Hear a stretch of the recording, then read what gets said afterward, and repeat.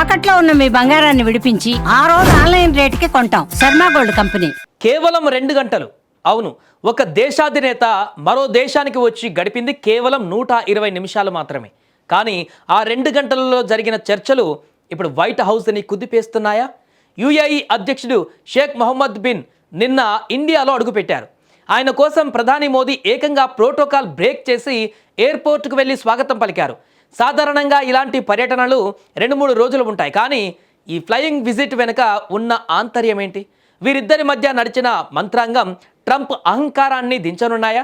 India UAE బంధం America ఆధిపత్యానికి గండి కొట్టబోతుందా?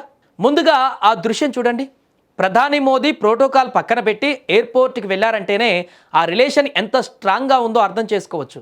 వీరిద్దరు కేవలం దేశాధినేతలు మాత్రమే కాదు, బ్రదర్స్ అని పిలుచుకునేంతలా సాన్నిహిత్యం కనిపించింది. కానీ ఈసారి మీటింగ్ చాలా ప్రత్యేకం.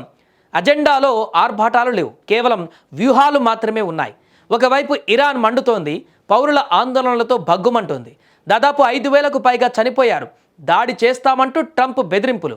మరోవైపు గాజా అనిశ్చితి, శాంతి స్థాపన అంటూ అమెరికా ముందుకు వెళ్తుంది. మరోవైపు ఇజ్రాయెల్ మధ్యలో ఆయుధాలను పనిచెబుతోంది. ఇటు యెమెన్లో కూడా ఏళ్ల తరబడి అంతర్యుద్ధం కొనసాగుతుంది.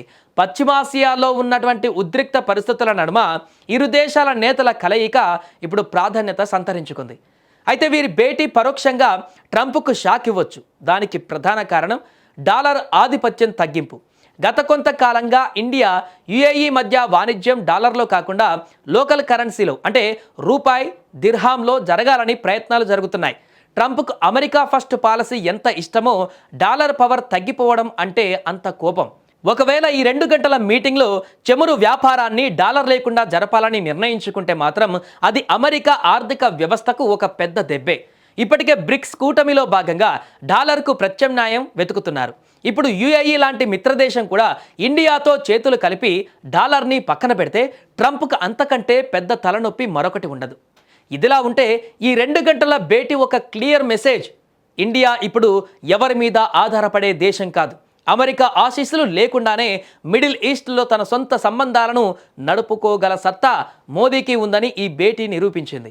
ట్రంప్కు ఇది ఒకవైపు హెచ్చరిక, మరొక వైపు భరోసా.